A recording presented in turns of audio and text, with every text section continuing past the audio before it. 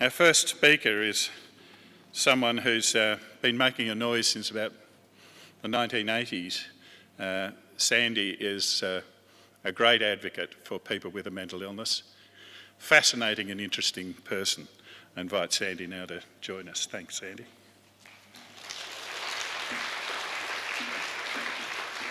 Okay, I think I'm ready. I too pay my respects to the Indigenous people on whose land we stand today and acknowledge your elders past and present and all of the above. Thank you to Dave and the organising committee for inviting me to speak here today. I just hope that what I have to say is reasonable, is relevant and not too outrageous or too uninformed. So what I'm going to do is start with a poem because that's what I do. I masquerade as a poet. And the poem is called The Mad Woman in This Poem, and it has a quote from a friend of mine, Gudrun, who wrote these words, "Yet how stupendous a psychosis in which God is heard." The mad woman in this poem. The mad woman in this poem lives on the 22nd floor of a block of flats, her husband and children gone. Each day she waits for a letter that never comes. Her wrists carry a flurry of scars. Her arms are dotted with cigarette burns. Every day she contemplates jumping. The mad woman in this poem walks the streets, reciting Shakespeare and Milton. She shelters in bus stops and doorways, scrounges through rubbish bins, drinks from discarded beer bottles, begs for money to buy cigarettes and a moment's respite. The mad woman in this poem slumps into the ramshackle chair, hiding herself. Her large torpid body founders. Her heavy breasts gush a drug-induced lactation. Her body grows with each anti-crazy pill she reluctantly swallows. The mad woman in this poem transfixes in front of the TV, absorbing its many messages. Ally McBeal is her daughter. Eddie Maguire can read her mind. Ridge and Brooke are talking to her, are going to come in a helicopter and take her to Venice to meet Brad Pitt. The mad woman in this poem lives in a holy grotto, awaiting the pilgrims.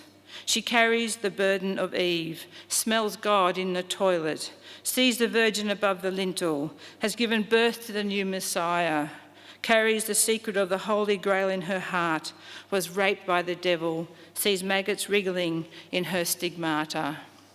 The mad woman in this poem is sure Beethoven stole the 9 symphonies from her, cannot walk on the cracks of the pavement, can feel spiders eating her brain, fears her head is about to explode, is going to the firing squad next morning, is a character in a Bruegel painting, is an oracle of the dead. The mad woman in this poem is every woman, is any woman, is a mother, daughter, sister, lover, friend. The mad woman in this poem is me. So that's the mad woman. So now the paper. And I have called it Death Sentence to Healing Words, a meditation on poetry, madness and recovery, ? We each of us have our paths to walk. For many, the path is fraught and difficult. My road travelled is one that is echoed in the words of the great Florentine poet Dante, when he describes his descent into the festering interior of the Inferno. Dante tells us, "Midway along the journey of our life, I woke to find myself in a dark wood, for I had wandered off from the straight path. How hard it is to tell what it was like, this wood of wilderness, savage and stubborn. The thought of it brings back all my old fears. A bitter place. Death could scarce be bitterer. But if I would show the good that came of it, I must talk about things other than the good. My dark wood, my wilderness, savage and stubborn, has been the difficult life and my many meetings with my madness. I often describe myself as a hamburger with the lot, or a walking soap opera, an episode of The Bold and the Beautiful, as my life has too often imitated the dramas and tragedies, the farces and follies of these fabricated lives. Sadly for me, it was a reality I couldn't walk away from. But madness is the monster that has defined my life for 40 years. Indeed, how hard it is to tell what it was like. Words can barely convey an experience so remote and profoundly personal as madness. Yet words are powerful tools, and in my writing I seek to do the impossible, to illuminate for everyone what it means to have entered the dark side, to be captured by strange and curious creatures that inveigle themselves into one's psyche, where one becomes a morbid dreamer. I only have words, and they often take me on a journey far beyond anything I have known and to places I never knew existed. Perhaps that is a healing of sorts. But I must talk about things other than the good to show the good that came of it. Catastrophe struck in 1976. I was 23, a graduate, and looking to the future when madness in its insidious way crept upon me, and I was diagnosed with schizophrenia. It was a death sentence. There was no presumption of capacity, no notion of a positive future, no thought of achieving anything worthwhile. I was even told by one psychiatrist that with every psychotic episode I had, I would go deeper into madness from which I would never recover. And this seemed to be the way it was playing out, as I had many episodes and many admissions to Larundel Psychiatric Hospital. My trajectory was a downwards one, from studentship to dole to sickness benefits to an invalid pension. I was on the scrap heap of society, a society that shunned the mad and locked them away in loony bins that stood on the edge of town. I am a relic from the old days of the madhouses and long incarcerations. I am a relic from Larundel. Perhaps my only relevance now as a public loony is a historic one. A psychotic episode is a hideous nightmare from which you cannot wake. One could be a twisted character in a Bruegel or Bosch painting, or a dissonant set of notes in a Webern quartet. One is lost in a Kafkaesque world of bizarre and peculiar places where shadows come to life. Psychosis is a horror story, a fantasy of demons and angels, a pageant of lively characters from a sideshow, a procession of heroes and angels and villains sent to give cosmic messages. We are shades from the underworld and prophets of the apocalypse. We are poets of the mad mind's eye, seeing the world through a prism of distorted darkness and light. In madness, we can appear inspired because our imaginations are in overdrive. We are at the limits of our creative capacity. To the uninitiated, we are inconceivably creative with a special knowledge of the world. But psychosis is a deranged work of art where ultimately it is only meaningful to the mind furnace that forged it. It is a world we are unable to share with the rest, as we are lost to the hallucinatory fervour of a fractured mind. We become unreaching and unreachable. No one can know the agony, the terror, the veiled spaces into which the mind disappears. How can one convey the horror of being captive to denigrating and abusive voices? Nefarious voices whom I've named Tweedledum and Tweedledee, who harangue and harass and pontificate, voices who have no regard for my feelings or well-being, voices without a conscience who despise me and who delight in my misery. These miserable, dysphoric voices are parasites who feed on my mind and my thoughts. But they must be suicidal, because if I did kill myself, as they continually exhort me to do, then they die too. So how stupid is that? I cannot believe their stupidity. But that's how it goes. And how can one convey the power of being in the thrall of delusions? so wild and so perplexing that there is no explanation for them. I have been Eve. I gave Adam the apple. I brought original sin into the world. My thoughts are being broadcast to the world. There's nowhere to hide. Tony Blair has implanted a microchip in my left ear and programmed it to delete my thoughts. I am evil. I ooze evil. Do not touch me lest I contaminate you. My hockey coach is sending telepathic messages about me to George W. Bush and Condoleezza Rice. So madness has no scruples. It's a howling dream where our minds, which we can no longer trust, have gone into meltdown, and the world is tainted by misapprehension and false information. I am the centre of the universe, and madness rules it. The centre cannot hold. A consequence of such a catastrophe is the loss of identity and loss of optimism for the future. My already fragile self was torn apart like a piece of Velcro. I had nothing to call myself, no job to speak of, no sense of self, of being a person of consequence, no hope, no purpose or meaning in my dislocated life. I was invisible in the world and moved as a shade among my friends. I hated going out to meet people because they always asked the dreaded question, "Hello, what do you do?"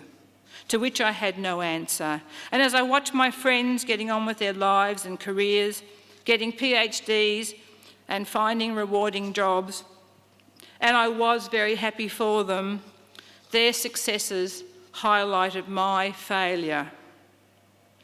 And an awful dependency developed on my friends for support, the state for my pension, the mental health system for treatment. Getting out of bed is an act of hope. I had no reason to get out of bed. I held no hope in my heart. I was a lost soul drowning in a mire of madness. They were dark days, lived in the savage, dark wood. Death could scarce be bitterer. Being mad meant that you became embroiled with psychiatry. My wise friend Julie has written, "A life of total psychiatry will take away your soul." And it's true. One's life can be consumed by psychiatry. I used to mark the passing of time by my fortnightly Modicate injections and my psychiatrist appointments. And I've taken countless medications, including the old antipsychotics. Yes, I have done the Stelazine stomp. I have done the Modicate shuffle. And yes, the new antipsychotics, which when they were introduced, came with an enormous fanfare about how they were going to revolutionise the treatment of schizophrenia. It was an overestimation that was profound. They have not done what they have said they were going to do. So, the side effects of the drugs are debilitating and they're awful. And I have made a Sophie's choice to manage my mental health by taking medication. Why? Why do I do it? Because the terrors of psychosis are so great, are so profound, that I have clung to the hands of psychiatrists proffering medications. Why? Why do I do this? Because medication has offered me some respite, though no cure. But I say this to psychiatry, and I say it to them very, very seriously. You can medicate the brain, but you have to talk to a mind. In the minds are our dreams, our aspirations, our hopes, our longings that are the essence of our soul. It is the soul, often murdered by mental illness, that needs healing. And when it is broken, it needs to be restored.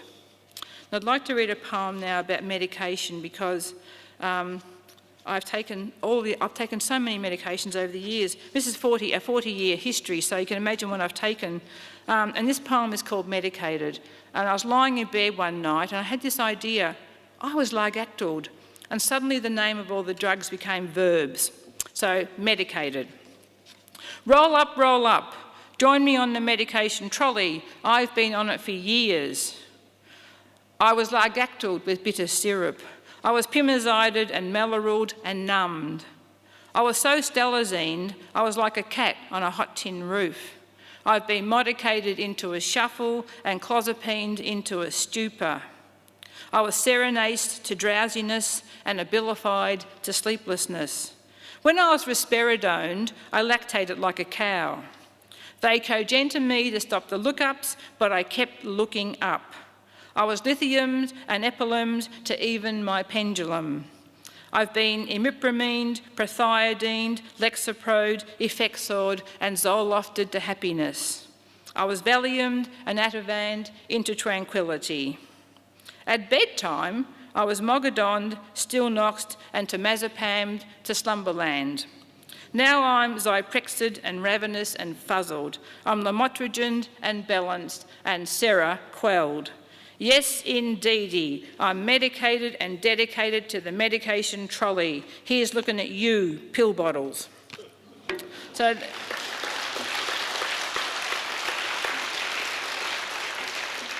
that's medication. So, in those grim early years after diagnosis, I started documenting my madness in poetry. It was something I did out of a need to understand what was happening to me. Poetry was a mirror to my madness, to my mad self. But what was important was what each poem gave me.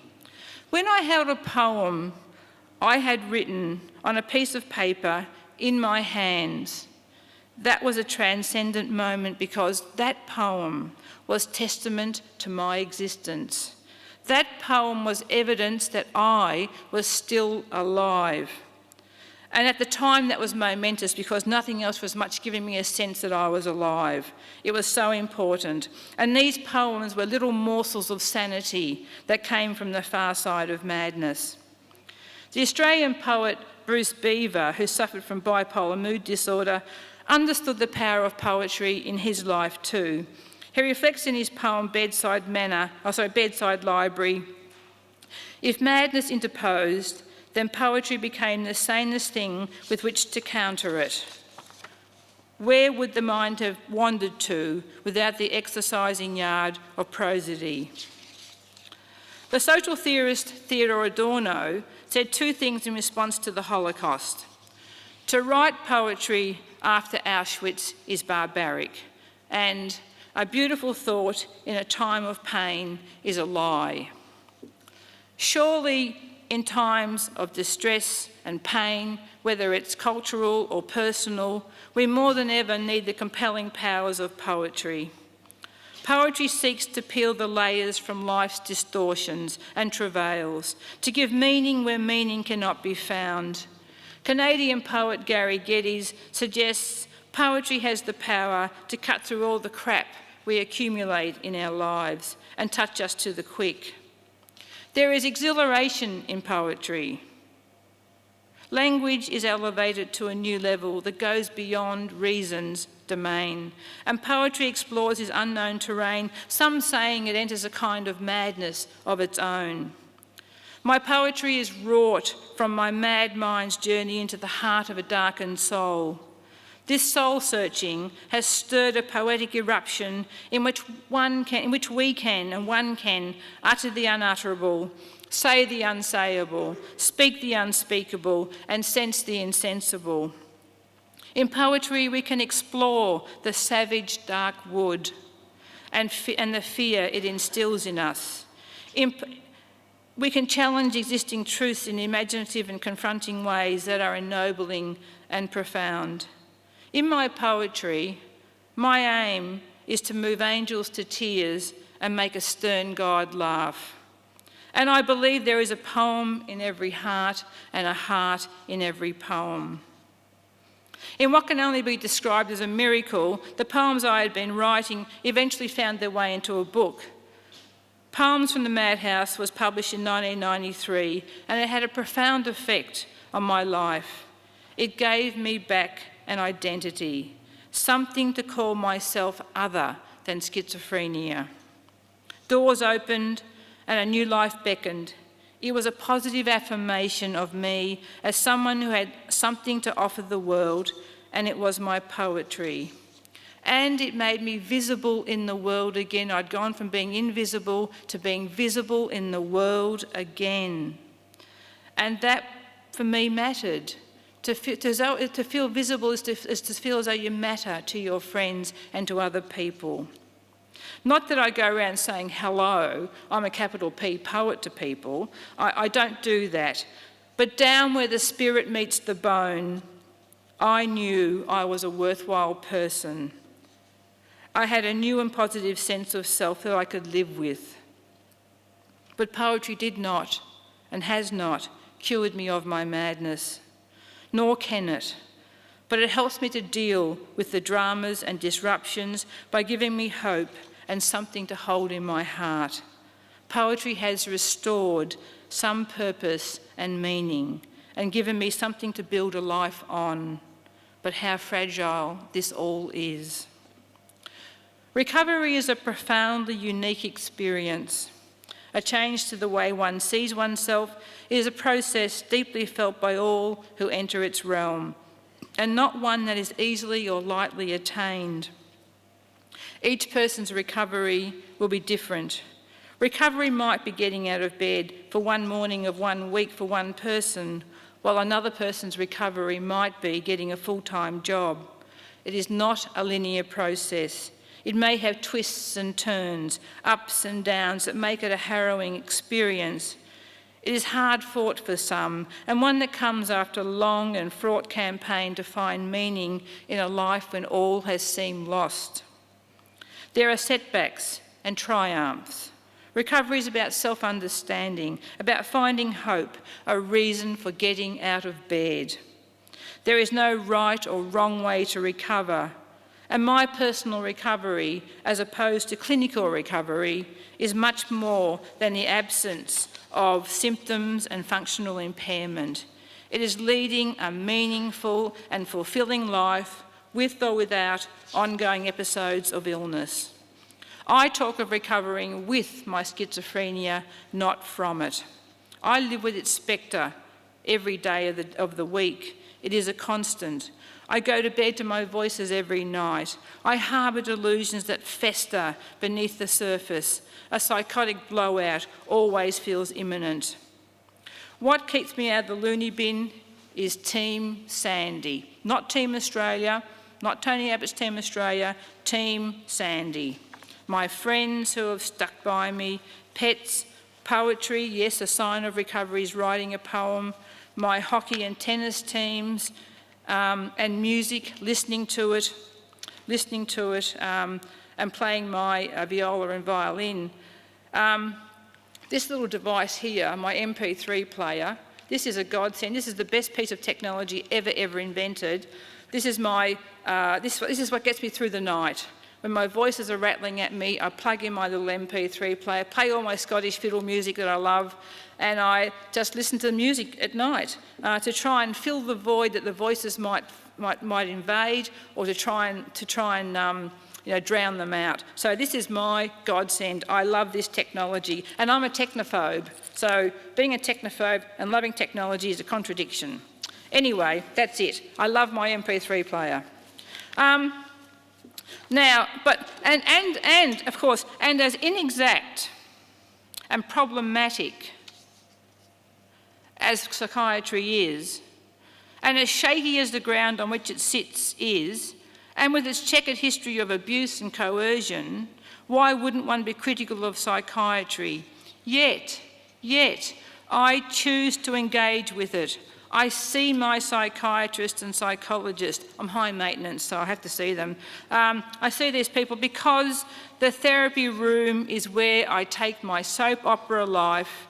It's an attempt to maintain my sanity by separating the mad from the sane, to keep the monsters at bay by caring for my mind. I call this my psychological dialysis. Team Sandy has helped me to live a productive life and not descend into unreachable madness. It is the bedrock that has given me the absolute privilege to be able to imagine and create, to contemplate the abstract and concrete, and to stand in front of an audience like this today. How privileged am I to be here today doing this, and to demonstrate that although many of us live with schizophrenia, we are not monsters. And I hasten to say that Tweedledum and Tweedledee have been banned from Team Sandy for inappropriate behaviour, using foul language and abusing the umpire. They're not allowed into Team Sandy. They're banned. I don't like to think of recovery as a singular, individuated project. It is done better when there is collaboration with treating teams and friends and family, when the person is not atomised and isolated. If I have learnt one thing from my battle with the brute madness, it is that I cannot wage the war against it on my own. We live in a neoliberal world in which the individual is elevated above the collective, and I wonder if this paradigm hasn't infiltrated the recovery model. We say to the consumer, we will resource you to facilitate your personal recovery and then make it the responsibility of them to recover. And some of you must do this in isolation. Recovery doesn't happen in a vacuum. The demise of the drop-in centre is a case in point of dismantling a collective place of support.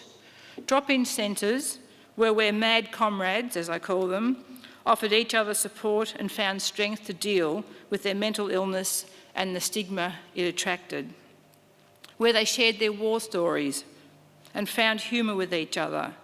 But drop-in centres came to be seen as enclaves of consumer dysfunction and became no longer and because they no longer fitted into the personalised recovery model, have been defunded. Now, I remember talking to a carer in Seymour in Victoria, where my fellowship closed down the day program and the drop-in centre, and I said to her, "What is your son doing now?" And she said, so tragically, she said, "My son is sitting in his room by himself, smoking himself to death." And I thought, that's a good outcome.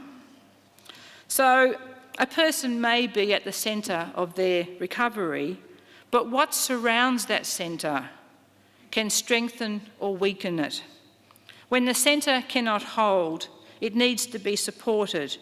But sadly, not everyone is in that fortunate position to have their team to support them, nor does a personalised recovery plan suit some when they don't have the necessary tools, ability or attitude for a worker to utilise in their recovery work. Mental illness and recovery is a complex beast. In the Victorian Barwon region, the trial of the NDIS highlighted a great deficiency in an understanding of this complexity. On the one hand, we talk about person-centred recovery and hold great hope in its efficacy. On the other, consumers were told they will only be eligible for the NDIS if they declare they have no chance to recover or no hope to recover. What does this perverse disregard of the complexities of what it means to live with a mental illness do to the hearts and minds of people who are already fragile? I'm not even sure of the wisdom of subsuming mental illness into the same category as physical and intellectual disability. I can see some very big cracks opening and what will happen to those people who fall through them. A lot has changed since the good old Larundel days, but a lot hasn't changed, and we are still hearing the same stories we were hearing 40 years ago of abuse, neglect, disregard for carers and reviled treatment regimes. In this brave new mental health world with public psych wards, which are smaller, there are no gardens, no open spaces, they are riven with endless boredom and admissions are short, they are traumatic and disturbing places, women suffer abusive male patients, Violence is too easily provoked. Nurses barricade themselves in the bloody fishbowl doing paperwork. There is deep discontent among my mad comrades about how they are run. Everyone is risk averse in a litigious world. There is no asylum when asylum is what is most needed. It's a mad world. And here I'd like to read my poem, McMadness. This is my take on Victoria's mental health system. I'm not sure about the rest of Australia, but McMadness. Hello. Do you have a Big Mac delusion or a cheeseburger delusion? Is that one voice with grandiose ideas or two voices of persecution? Have you spent all your savings and bought 3 new Ferraris and a Rolls lately and slept with every Tom, Dick and Jane? Are you self-harming or feeling unremitting misery? Then drive through the fast psychiatry ward.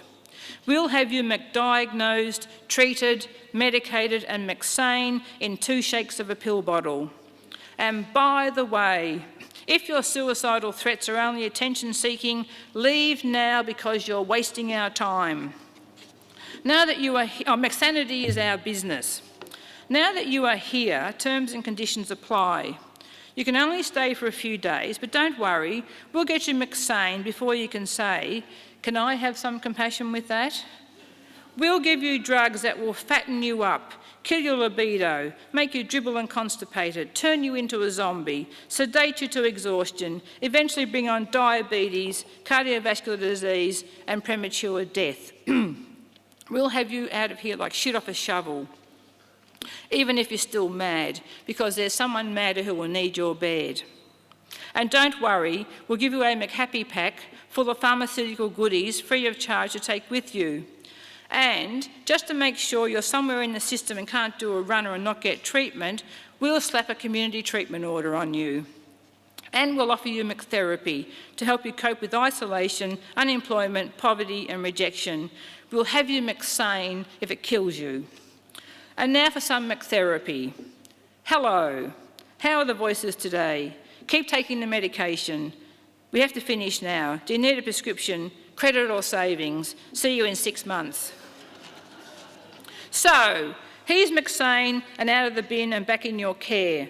How wonderful that you can experience deep emotional fulfilment by looking after your psychotic son 24/7 with no support and no resources while you hold down a job and try to keep your family happy and your marriage intact and not lose your friends. Don't worry if you can't cope when he's threatening to kill himself. The CAT team might pop in a couple of times a day just to make sure things are okie dokie. You'll survive the other 23 hours of worry and stress and doing the best you can in an impossible situation because you always do and because you love him. And if you are desperate, you can have some McTherapy too, because your McSanity is important. It's a McMad world. Everyone has forms to fill in, boxes to tick, I's to dot, T's to cross, performance requirements to meet, risk assessments to make, and pressure. Fast psychiatry is the name of this game. McSane, we've done it again.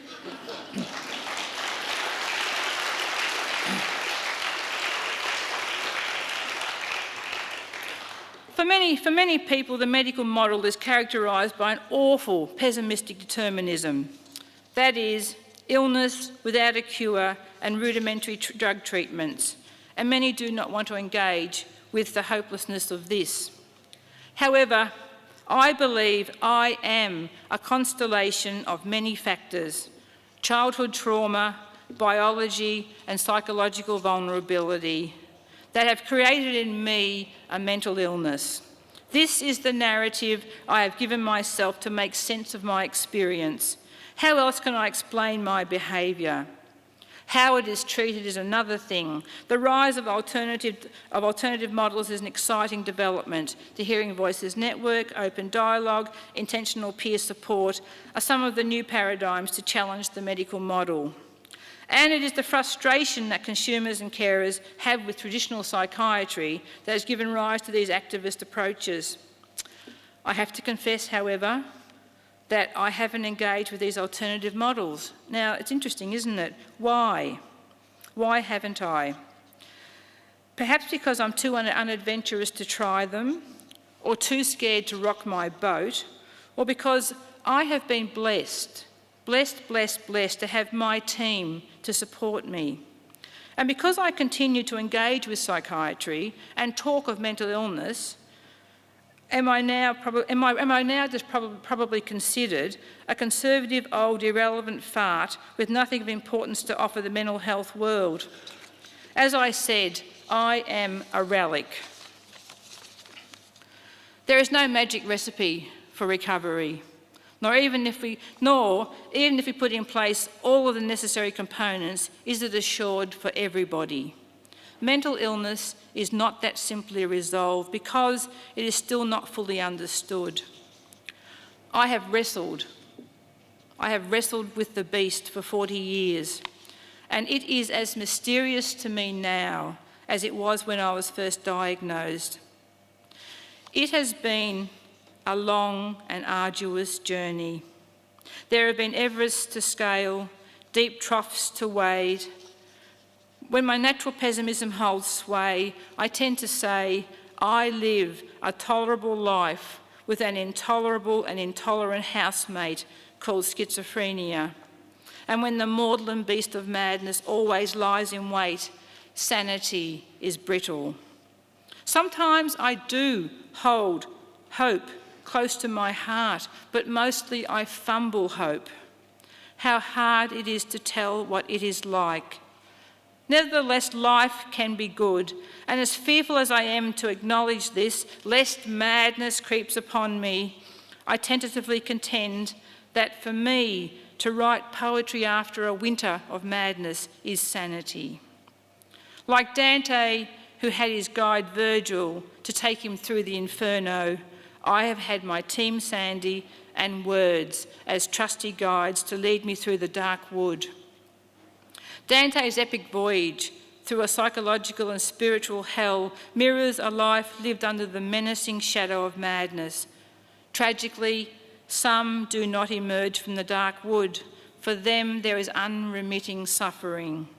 Some emerge damaged and stumble along a troubled path, while many emerge stronger, wiser, and more determined, like Dante, who finishes the Inferno with the beautiful words, "We climbed first, and I behind, until through a small round opening ahead of us, I saw the lovely things the heavens hold, and we came out to once more see the stars." And I'd like to end with a homage to Larundel. This is a poem called Alice in Larundel Land. It's a great title. It's the title of a pantomime that was performed at Larundel in 1979 by the staff, and it was written by the then chaplain Len Blair. And I had to write this poem as a homage to this place that I spent so much time in, and I'll finish with this. Thank you for indulging me and listening, so I hope this makes sense. Alice in Larundel Land. Alice fell down a rabbit hole and landed in topsy-turvy Larundel Land, locked up, captive to lunacy and a passing parade of Mad Hatters and March Hares, eccentrics and musos and artists and a poet or two.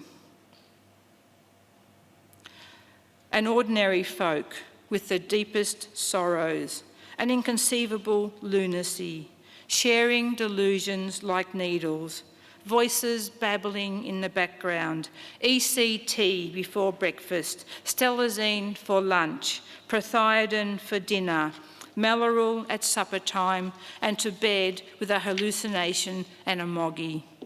A place full of hunger, hunger for kindness, friendship, love. A curious, secluded world, its dark side kept well hidden. Shadow-haunted inmates longing for peace with themselves.